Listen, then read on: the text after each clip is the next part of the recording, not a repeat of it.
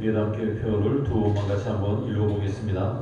하나님의 역사는 아멘부터 시작합니다. 하나님의 역사는 아멘부터 시작합니다. 할렐루야.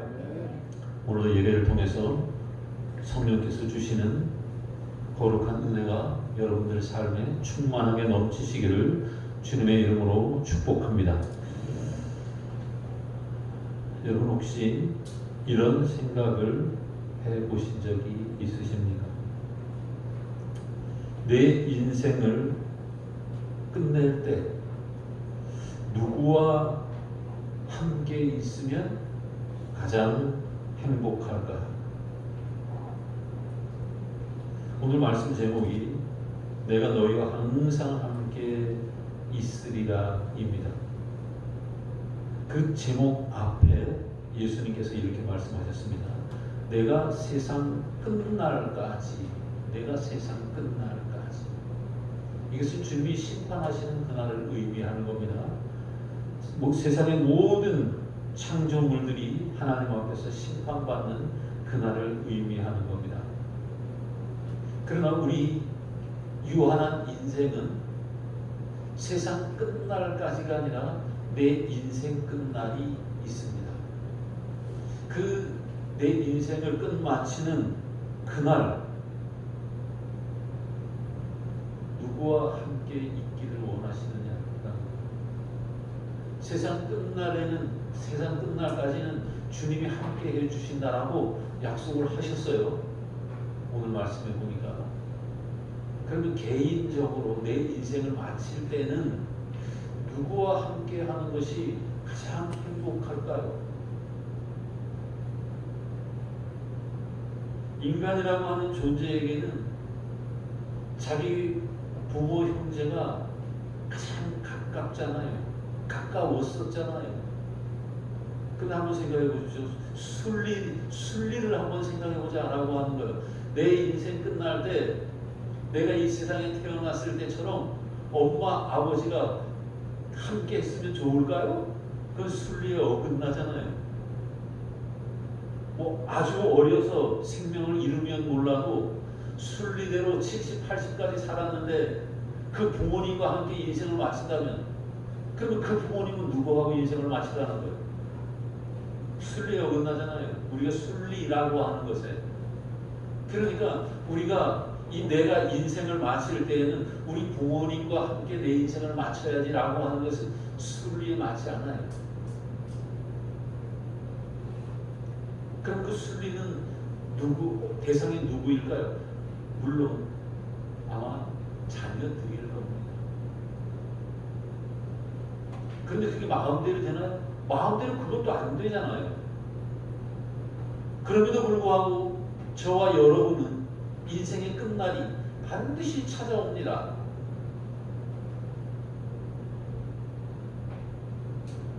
설교를 준비하면서 이런 생각을 해봤습니다. 개인적으로 내 인생을 마칠 때에는 내 옆에는 어떠한 사람들이 있을까, 어떤 존재가 있을까. 자꾸 순리해서 죄송합니다. 우리 집에서는 제가 나이가 제일 높습니다. 그러니까 세상 끝낼 날이 가장 가까운 게 저잖아요. 그리고 교회 사모인 집사람, 그 다음에 순리대로라면 이렇게 되겠죠. 그런데 그것도 마음대로 안 된다라고 하는 거예요. 그것도 마음대로. 올 때는 순서있이 와서도 갈 때는 순서있이 가지 않는다라고 하는 거예요.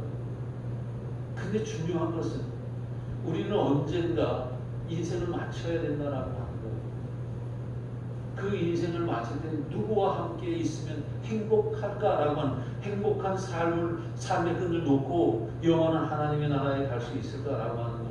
한번 여러분들 가슴속에 머릿속에 한번 질문해 보시라라고 하는 거예요. 그냥 뻔한 대답 이런 거 말고 주님과 함께 하면 너무나 행복할 것 같아. 이런 뻔한 대답 말고 그건 정답이고 그건 해답이니까 그거 말고 그냥 이 땅에서 함께 인생을 누리고 살던 사람들 가운데 누구와 함께 있으면 행복할 거냐라고 하는 거예요. 저는 이렇게 말할 수 있잖아요. 그래요. 아내, 자식들, 며느리, 손자, 깼으면 좋겠다라고. 근데 한번 생각해 보십시오. 저는 그런 꿈을 꿀 수 있어도 저희 집사람이 교회 사모는 그런 꿈을 못 꿉니다. 왜요? 제가 일찍 죽을 거니까.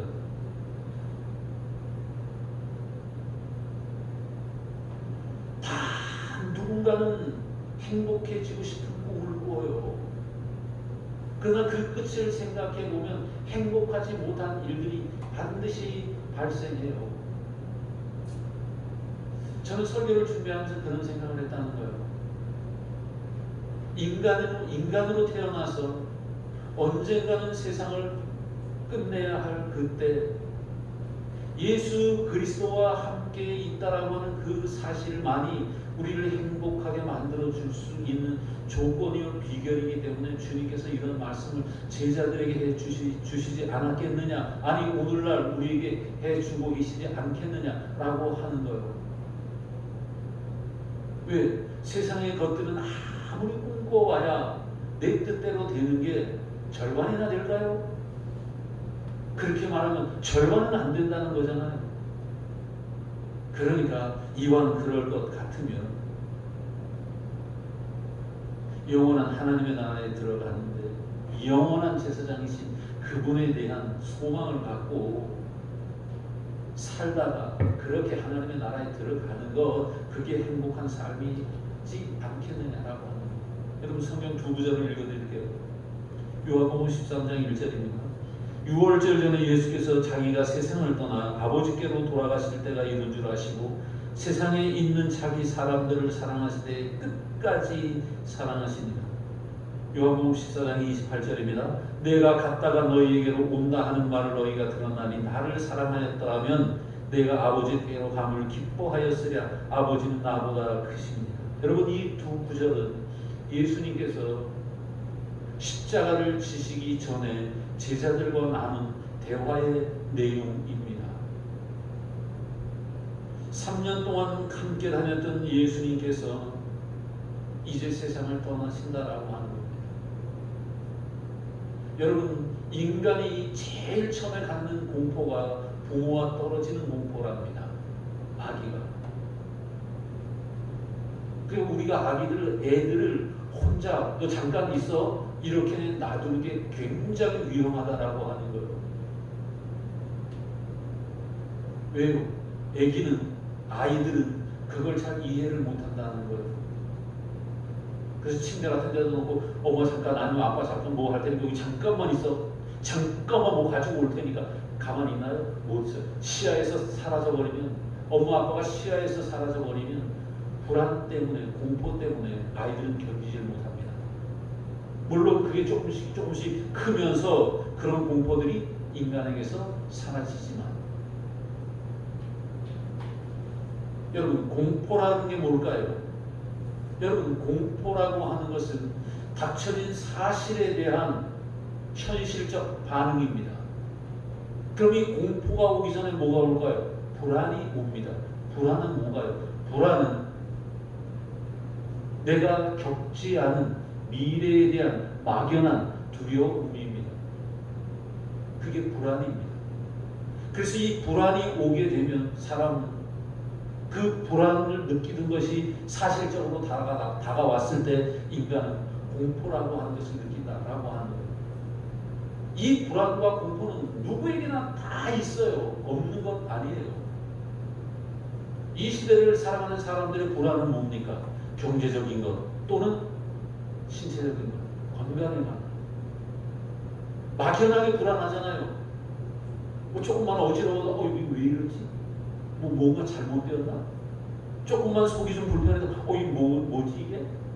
불안하잖아요. 그런데 그것이 만약에 현상으로 딱 드러나 보십시오. 그때부터 사람은 공포를 느끼기 시작합니다. 이걸로 내가 죽는 것 아닌가? 다른 것도 마찬가지예요. 다른 문제들. 근데 오늘 예수님의 제자들이 그렇다는 거예요.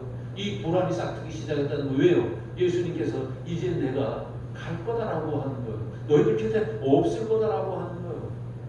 그러니까 이 불안은 커져서 그들 사이에서 점점 이 불안은 공포로 작용하게 된다라고 하는 거예요. 왜? 그것이 당장 이루어지지 않았음에도 인간은 그런 나약한 존재다라고 하는 거예요. 그런 과정 끝에 예수님께서는 십자가를 지십니다. 예수님의 제자들은 그 평정심이 다 깨져버리고 말았습니다. 겟세마네 동산에서 기도할 때에 예수님께서 로마 군병과 유대 병정들에게 붙잡혀갈 때 예수님의 제자들의 평정심은 다 깨져버렸습니다. 왜요? 그 막연했던 불안감이 사실적으로 공포로 다가왔기 때문에 그렇습니다. 예수님의 제자인 베드로는 예수님이 재판받는 그 자리도 한번 가봅니다. 그러나 현상은 뭡니까? 공포입니다. 예수님께서 다른 많은 사람들에게 조롱을 당하고 매맞고 재판에 붙여지고 그걸 사실적으로 보는 거예요. 그건 얼마나 공포스럽겠느냐라고 하는 거예요. 더 나아가 예수님께서는 십자가 위에서 죽어버렸습니다. 안 그럴 줄 알았는데 죽어버리신 거예요. 아리마대 요셉이 파놓은 그 굴 속에 예수님을 장사지내버린 거예요. 천으로 꽁꽁 묶어서. 그리고 큰 돌을 무덤 입구에다 막아버렸습니다. 모든 것이 다 끝나버렸습니다. 그저 막연했던 불안은 공포로 다가왔고 그 공포의 끝은 예수님의 제자들을 방 안에다 가두는 그러한 어처구니 없는 일을 그들은 경험하고 있다라고 하는 거예요. 여러분, 그러나 주님은 그걸 그대로 내버려 두었습니까? 아니지 않습니까? 3일 만에 부활하시고 40일 동안 예수님의 제자들과 함께 있었던 거예요. 그리고 오늘 감람산에서 승천하시기 직전에 예수님께서는 이렇게 말씀하고 계시는 거예요. 세상 끝날까지 내가 너희들과 항상 함께 있어줄 거다라고 하는 거예요. 예수님의 이 약속이 예수님의 제자들에게 당장 순기능으로 작용했나요? 만약에 그 당시 순기능으로 작용했다면 마가의 다락방에 들어가서 열흘 동안 기도하지는 않았겠지요. 바로 그 감람산에서 내려오자마자 복음을 전했겠죠. 그러나 그렇지 못했습니다. 그들에게는 며칠간의 여유가 필요했던 거예요. 며칠간의 시간이 필요했던 겁니까? 물리적으로 열흘간의 시간이 필요했던 거예요. 그 막연했던 두려움이 그 공포가 사라지기에는 그냥은 되지 않고 성령 하나님께서 그들 마음속에 오셔야만 이 두려움과 공포를 이길 수 있었던 거예요. 비로소 그게 열흘간의 시간이었습니다. 성령 하나님께서 그들에게 오셨습니다. 이 두려움은 사라졌습니다. 이 공포도 사라졌습니다. 예수님께서 함께 하신다라고 하는 이 말씀이 그들의 삶 속에 드디어 작용하기 시작했습니다. 그때부터 예수님의 제자들은 예루살렘 거리로 나가서 복음을 증거합니다. 오늘 내 삶이 그렇지 않느냐라고 하는 거예요. 내 삶에 조그마한 불안한 요소만 있으면 모든 신앙의 모든 문제들이 다 무너져 버리고 내가 주님을 찬양했던 것, 내가 주님 앞에 기도했던 것, 내가 주님 앞에 감사했던 것 온데간데 다 없어져 버리고 오직 불안한 마음과 공포스러움 때문에 신앙이 제대로 되지 않고 있지는 않느냐라고 하는 겁니다. 그렇다라고 한다면 예수님의 제자들에게 열흘의 시간이 필요했던 것처럼 오늘 저와 여러분들에게는 이 시간, 이 기간이 필요하다라고 하는 겁니다. 순기능으로 작용할 수 있는 예수님의 말씀, 내가 세상 끝날까지 너희와 항상 함께 있어 줄 거다라고 하는 이 말씀이 내 삶에 사실적으로 믿어지는 시간이 있어야 된다라고 하는 겁니다. 그래야만 내 삶을 승리의 길로 이끌어갈 수 있다라고 하는 겁니다. 내가 세상 끝날까지 너희와 항상 함께 있으리라. 오늘 주님께서는 저와 여러분들에게 이 약속의 말씀을 하시기를 원한다라고 하는 겁니다. 믿음이 있는 사람은, 믿음의 귀가 있는 사람은, 들을 귀가 있는 사람은 들을 수 있다라고 하는 거예요. 그래야만 승리한다라고 하는 겁니다. 그렇지 못하면 날마다 패배의 잔을 마셔야 됩니다. 그렇다면 내가 주님과 함께 있다라고 하는 것을 어떻게 체험할 수 있느냐라고 하는 겁니다. 요한복음 오늘 말씀 28장 18절입니다. 예수께서 나와 말씀하여 이르시되 하늘과 땅의 모든 권세를 내게 주셨으니 요한복음 1장 12절입니다. 영접하는 자 곧 그 이름을 믿는 자들에게는 하나님의 자녀가 되는 권세를 주셨으니 여기 똑같은 단어가 나옵니다. 권세라고 하는 단어입니다. 이 두 곳에 나오는 헬라 원어는 에쿠시아입니다. 이 에쿠시아는 다른 번역으로 권세, 권력, 능력, 세력 또는 지배권을 의미합니다. 더 나아가 위치 이동을 의미합니다. 여러분들에게 금방 이 단어의 에쿠시아라고 하는 단어의 해석에 우리는 우리말 해석에 대해서 말씀드렸습니다. 여러분 이 에쿠시아라고 하는 이 권세라고 하는 이 권력이라고 하는 이 능력이라고 하는 이 지배권이라고 하는 것은 우리가 이 땅에서 살아갈 때에 모든 것을 할 수 있는 능력을 의미하기도 합니다. 그런데요, 여러분, 이 권세를, 이 능력을 누가 가졌다는 거예요? 누가 가지고 있었다는 거예요? 사탄이 가지고 있었다는 겁니다. 오늘 요한복음 1장 12절을 말씀 보십시오. 영접하는 자, 곧 그 이름을 믿는 자들에게는 이런 전제 조건을 붙입니다. 하나님의 자녀가 되는 권세를 주셨다라고 합니다. 그러면 하나님을 믿지 않았을 때는 이 권세를 누가 가지고 있다는 거예요? 사탄이 가지고 있다는 거예요. 마귀가 가지고 있다는 거예요. 귀신이 가지고 있다는 겁니다. 왜요? 인간은 하나님의 자녀 아니면 사단의 자식입니다. 마귀의 자식입니다. 그 둘로 딱 나누어져 있습니다. 그런데 이 권세를 가질 수 있는 능력이 뭐예요? 예수 그리스도를 믿는 믿음이다 라고 하는 겁니다. 예수 그리스도의 그 이름을 마음속에 영접하는 거다라고 하는 겁니다. 그렇게 되면 사단이 빼앗아 가지고 있던 그 권세, 그 능력, 그 권력, 그 권능 다 되찾아온다라고 하는 거예요. 그러면 이런 거예요. 왜 불안해하십니까?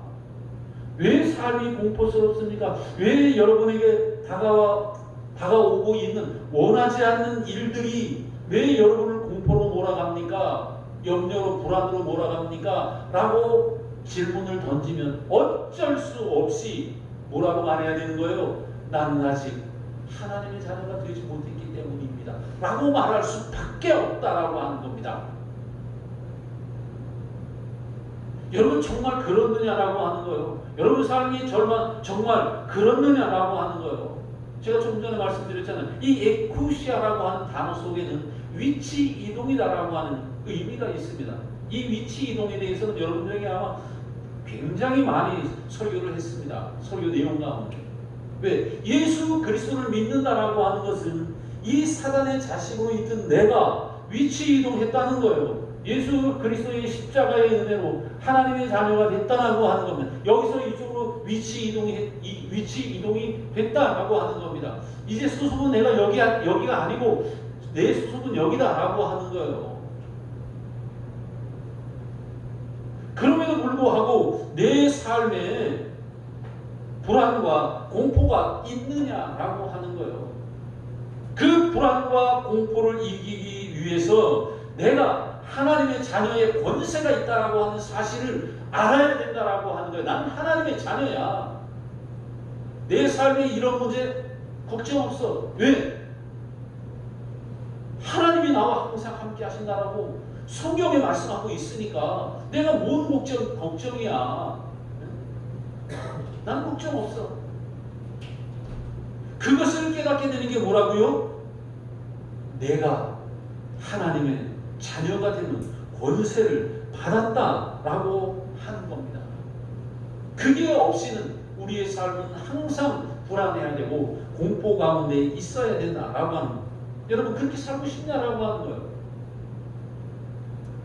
우리는 때로 저런 놀이동산에 가면 공포 체험 이래서 그런 거에 이렇게 들어가는 데 있잖아요.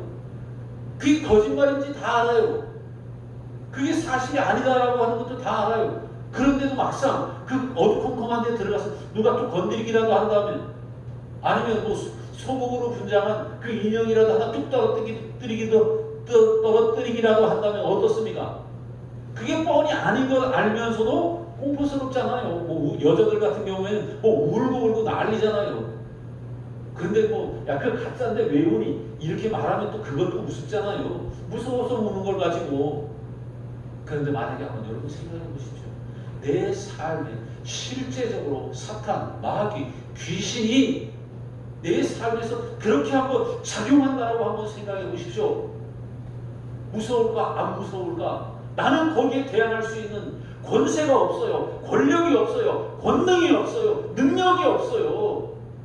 그걸 이길 수 있는 유일한 방법이 오늘 예수님께서는 영접하는 자, 곧 그 이름을 믿는 자들에게는 하나님의 자녀가 되는 권세를 주셨다라고 말씀하는 그 말씀을 믿는 것 밖에는 다른 방법이 없다라고 하는 겁니다. 그러면 어떻게 사는 것이 현명한 삶이냐라고 하는 거예요. 어떻게 사는 것이 불신의 삶이 아니라 믿음의 삶이냐라고 하는 거예요. 내가 하나님의 자녀가 됐다라고 하는 것은 믿으며 사는 것이 현명한 믿음의 사람의 삶이 아니겠느냐라고 하는 거예요. 여러분 에베소서 1장 18절에서 23절까지의 말씀을 읽어드릴게요. 한번 잘 들어보시길 바랍니다. 너희의 마음의 눈을 밝히사 그의 부르심의 소망이 무엇이며 성도 안에서 그 기업의 영광의 풍성함이 무엇이며 그의 힘의 위력으로 역사하심을 따라 믿는 우리에게 베푸신 능력의 지극히 크심이 어떠한 것을 너희로 알게 하시기를 구하노라. 사도 바울이 에베소 교인들에게 얘기하고 있는 거예요. 너희의 믿음의 눈이 밝아져서 너희를 향한 하나님의 소망이 무엇이며 너희가 성도로 살며 너희를 향하신 하나님의 기업의 영광의 풍성함이 무엇인지를 그리고 그 모든 것들이 이루어지기까지 예수 그리스도의 힘의 위력으로 역사하는 것이 우리에게 어떻게 나타나는 것인지 너희가 알기를 원한다라고 하는 겁니다. 조금 더 쉽게 설명할게요. 여러분 하나님 앞에 소망하는 것이 있습니까? 소망하는 것이 있다면 믿음으로 구하세요. 그러면 하나님께서 예수 그리스도의 그 힘의 능력으로 역사해 주시겠다라고 하는 거예요. 그리고 너희가 그것을 깨달아 알 수 있도록 어떻게 역사하는지 보여주시겠다라고 하는 거예요. 무엇을 통해서? 믿음을 통해서, 믿음의 눈을 통해서 그걸 보라라고 하는 거예요. 그러면 그 모든 것들이 어떻게 이루어졌느냐? 20절 이하에 이렇게 사도 바울은 말합니다. 그의 능력이 그리스도 안에서 역사하사 죽은 자들 가운데서 다시 살리시고 하늘에서 자기의 오른편에 앉으사 모든 통치와 권세와 능력과 주권과 이 세상뿐 아니라 오는 세상에서 일컫는 모든 이름 위에 뛰어나게 하시고 사단이 통치의 능력과 권세의 능력과 힘의 능력과 주권과 이 세상에 있는 모든 능력을 가졌다 할지라도 그 모든 것들을 예수 그리스도의 발 아래에 두게 하시고 그 이름을 그 이름 위에 뛰어나게 하셨다라고 하는 겁니다. 그래서 또 만물을 그의 발 아래 복종하게 하시고 그를 만물 위에 교회의 머리로 삼으셨느니라. 교회는 그의 몸이니 만물 안에서 만물을 충만하게 하시는 이의 충만하심이라 라고 하는 거예요. 예수 그리스도 안에 있으면 모든 것들이 충만해질 거다라고 하는 거예요. 전제가 뭐예요? 내가 예수 그리스도와 함께 있는 거다라고 하는 거예요. 내가 예수 그리스도와 함께 있으면 이 모든 권세를 누릴 자격을 갖는다라고 하는 것. 그게 하나님의 자녀예요. 그게 저와 여러분이에요. 그렇게 사시기를 주님의 이름으로 축복합니다. 두 번째는 뭐냐면요. 사명이 내게 있는 줄 알아야 내가 예수 그리스도와 함께 한다라고 하는 사실이 깨달아진다라고 하는 겁니다. 여러분 사명이 뭔가요? 여러분 사명은 성경에서 미션 또는 콜링이라고 하는 단어를 씁니다. 목적이에요. 나를 부르신 하나님의 목적, 나를 하나님의 자녀 삼으신 하나님의 목적, 나를 예수 그리스도의 제자 삼으신 예수 그리스도의 목적, 하나님의 말씀을 전파하라는 성령 하나님의 콜링의 목적, 그 사명이 있는 줄 깨달아야만 내가 권세 있는 사람인 줄 안다라고 하는 겁니다. 여러분, 학생이 학교를 갑니다. 학생이 학교를 가는 목적은 뭐예요? 공부하러 가는 거잖아요. 놀러 가는 거 아니잖아요. 근데 학교 가서 공부는 안 해. 그러면 자기 사명을 아는 거예요? 모르는 거예요? 자기 목적을 모르는 거예요. 학교에 가면 공부를 하는 게 당연한 거예요. 학교는 놀러 가는 것이 아니에요. 학교는 도시락 먹으러 가는 것이 아니에요. 학교는 친구 사귀러 가는 것이 아니에요. 학교 본래의 목적은 공부하러 가는 것입니다. 근데 공부를 안 해요. 군인이 군대를 갔는데 나라를 안 지켜요. 나라를 지키라고 하는데 총을 안 줘요. 그럼 나라를 지킬 수 있을까요? 나라에서 총을 안 주고 총알을 안 주는 것도 문제인데, 총을 주고 총알을 줬는데도 나는 나라를 안 지킬 거야. 간첩이 내려왔는데 이쪽으로 가세요. 나는 나라 안 지킬 거야. 이게 군인인가요? 이게 무슨 당나라 군대인가요?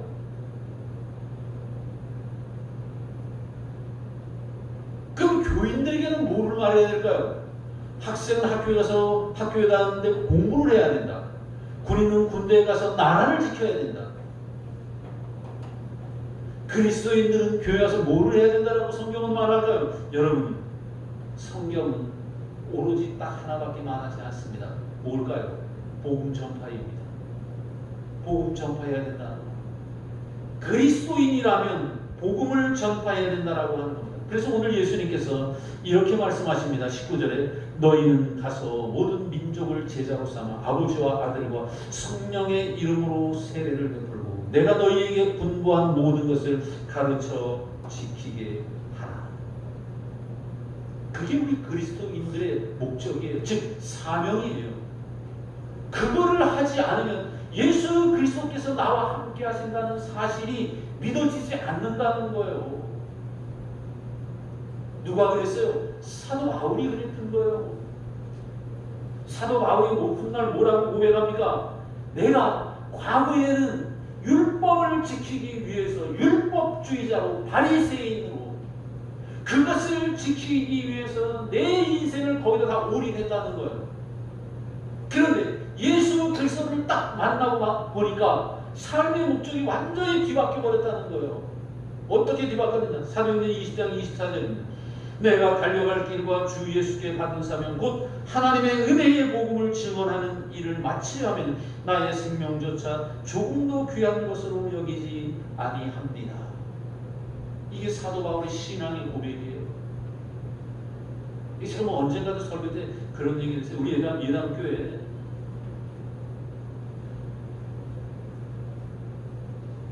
개척 막 시작할 때 우리 이성일 집사님이 저 지난 학교에 있을 때 언젠가 밤에 한번 통화를 한 적이 있어요. 아마 공사를 막 이렇게 할 때인지 아니면 공사도 시작 안 할 때인지, 그래서 부끄러운 고백이지만 제가 그런 이야기를 했던 적이 있어요. 나는 지금 수중에 돈 500만 원도 아무것도 없다. 내가 해줄 수 있는 말은 유일한 이 말씀밖에 없다. 내가 복음 전하는 일, 내 생명, 내 노는 것, 이것밖에는 해줄 수 있는 말이 아무것도 없다. 나.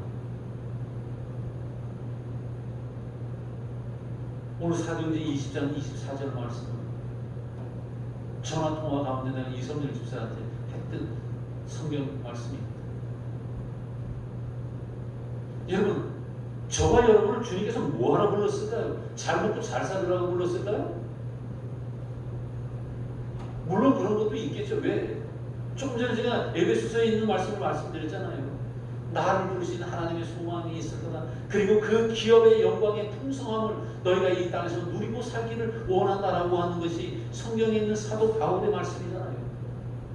그러니까 우리도 그런 소망을 가져야 될 필요성은 있죠. 그러나 궁극적 목적, 복음 전파하는 일을 잃어버리면, 그걸 잊어버리면, 그걸 망각해버리면 예수 그리스도가 나와 함께 한다는 사실을 망각해버린다라고 하는 거예요. 그렇기 때문에 내가 그리스도인 한 늘 무엇을 갖고 살아야 된다는 거예요? 내게 사명이 있다라고 하는 사명의식을 갖고 살아야 된다라고 하는 거예요. 학생의 신분을 가지고 있는 한 공부를 해야 된다라고 하는 것과 군인의 신분으로 있는 한 나라를 지켜야 한다라고 하는 그런 명분이 있는 것처럼 내가 그리스도인인 내가 그리스도인인 그 상황 하에서는 복음을 전파해야 된다는 명분을 갖고 살아야 된다라고 하는 겁니다.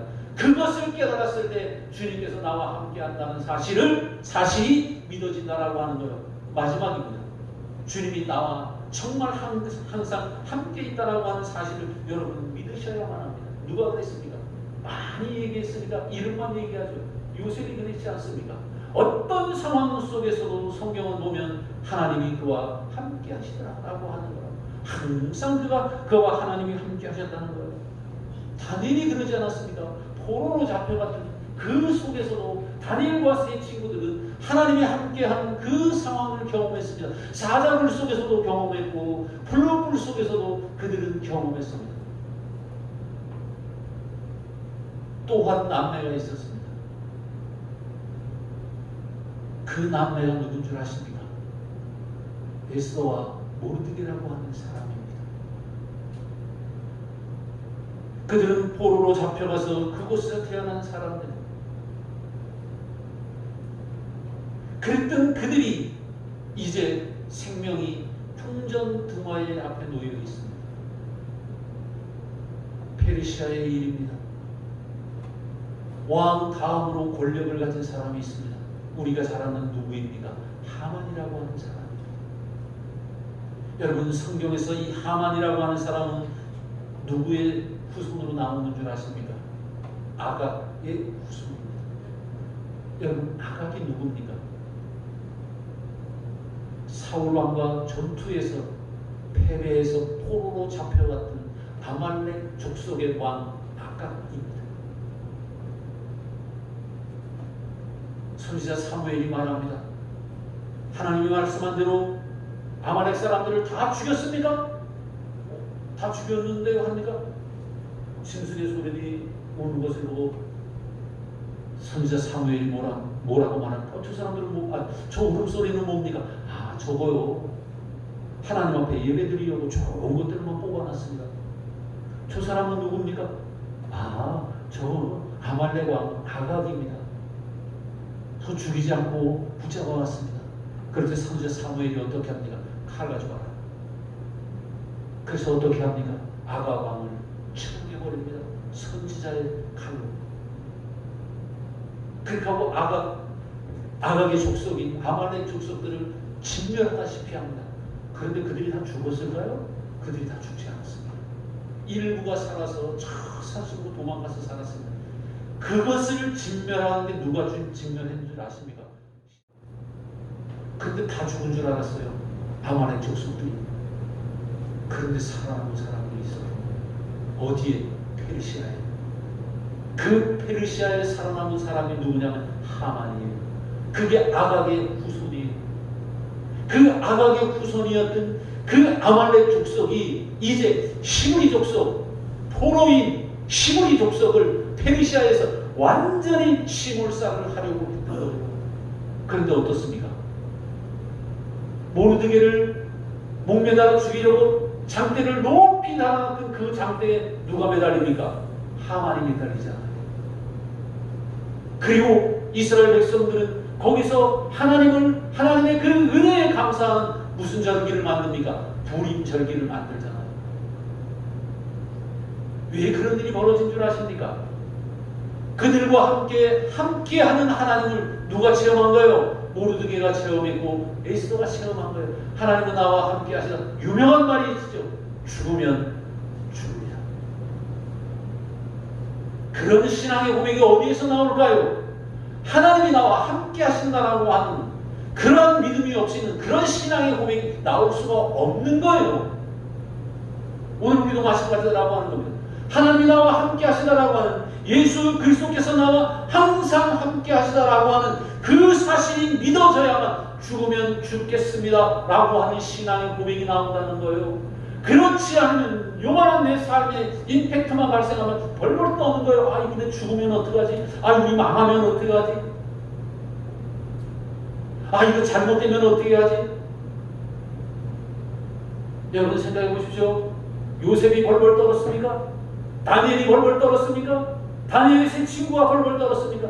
에스더가 벌벌 떨었습니까? 모르드게가 벌벌 떨었습니까? 예수님의 제자들도 성령이 충만하기 전에는 벌벌 떨었지만 성령이 충만한 다음에 예수님의 제자들이 벌벌 떨었습니까? 아니잖아요. 죽으면 죽어라, 죽여라. 죽이면 은혜다. 이렇게 살았잖아요. 이 땅의 그리스도인들이 여러분 어떻게 사셨습니까? 죽으면 죽이라고 그런 각오로 그 일제시대에 그 포악한 그 핍박을 이겨냈던 거예요. 그 공산치하를 이겨냈던 거예요. 근데 제가 설교를 준비하면서 이런 생각이 들더라고요. 그 엄혹한 시절을 경험했던 우리의 믿음의 선배들이, 배고픔을 경험했던 우리 믿음의 선배들이 자식들에게는 그거를 경험하지 않겠다고, 그래 공부 열심히 해서 성공만 해, 주일날 교회 나오지 않아도 돼, 좋은 대학만 들어가면 돼, 그 다음에 교회 봉사해도 돼. 여러분 그렇게 만들어 놓은 세대가 40대 50대잖아요 지금.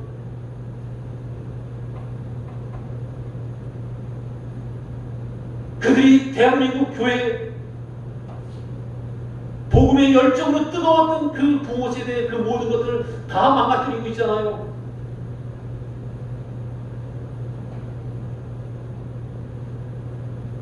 그럼 지금 우리에게 필요한 건 뭘까요?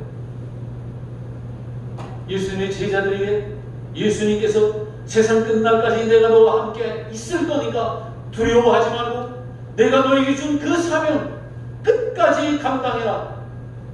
그러면 내가 너와 함께 있을 거다라고 하는 그 약속, 그 말씀, 이 말씀 우리가 믿고 나가야 되는 거잖아요. 이 시대에. 그래서 우리의 자녀들이, 우리의 믿음의 선배들이 누렸던 그 믿음의 풍요를 우리 자녀들이 다시 누려야 되잖아요. 제 말이 틀릴까요? 제 말이 틀린가요? 여러분 한번 이렇게 생각해 보신 적은 없습니까? 우리의 아이들이 이렇게 신앙생활하다가 과연 성인이 됐을 때 하나님을 어떻게 섬길까라고 하는 그런 두려움 혹시 가져본 적은 없으십니까?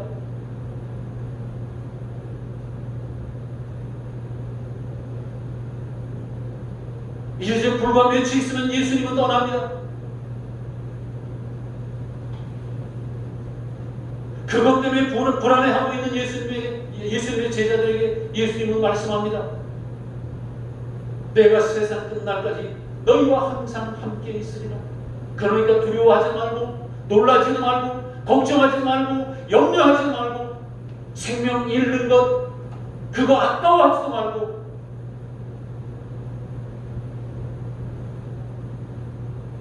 여러분 우리가 그렇게 사는 것처럼 우리의 자녀들도 그렇게 살아야 하나님의 나라를 유혹으로 받고 살지 않겠습니까?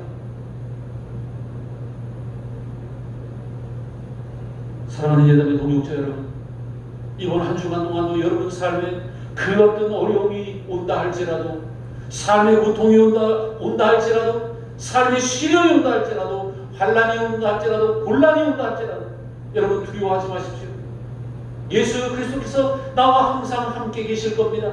여러분들이 잠잘 때에도 함께 계실 거고, 투병할 때에도 함께 계실 거고, 삶의 어려움을 겪을 때에도 그 자리에 함께 계신 줄 믿으시기를 바랍니다. 그러면 함께 하시는 그 하나님께서, 그 예수님께서, 그 성령 하나님께서 여러분의 삶의 그 고통을 짊어져 주실 줄 믿습니다. 기도합니다. 하나님 감사합니다. 세상 끝날까지 항상 너희와 함께 하리라 약속하신 주님, 이번 한 주간 동안도 우리의 담의 모든 동역자들과 특별히 우리의 삶에, 내 삶에 역사하여 주시옵소서, 동행해 주시옵소서. 감사하며 예수님 이름으로 기도하옵나이다. 아멘. 찬송가 305장 찬송드리며 봉헌합니다.